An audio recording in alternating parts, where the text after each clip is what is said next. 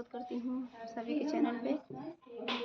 एक प्यारा सा गीत लेके आई हूँ, कैसे लगेगा कमेंट बॉक्स में बताइएगा। देव जी गीत है, नाच गीत है, चुटकुला नाच गीत।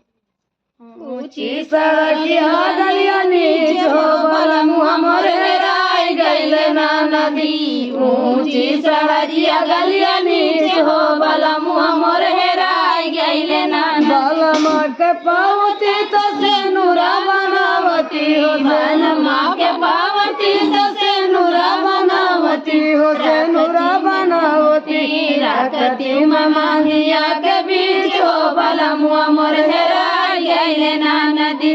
रखती मांगिया के बीच हो बलम हमर हेराय गइल ना नदी। ऊंची सहरिया गलिया नीच हो बलम हमर हेराय गइल ना नदी। बलम के पावती तो काजरा बनावती हो। बलम के पावती तो काजरा मंगावती हो। काजरा बनावती रखती नया के बीच हो बलम हमर हेराय गइल ना नदी। रखती नया नवा के बीच हो बलम हमर हेराय गइल ना नदी। बलम के पावती त चूड़िया मंगावती। बलम के पावती त चूड़िया मंगावती रखती कलैया के बीच हो बलम हमर हेराय गइल ना नदी। रखती कलैया के बीच हो बलम हमर हेराय गइल ना नदी। ऊंची सहरिया गलिया नीच हो बलम हमर हेराय गइल ना नदी।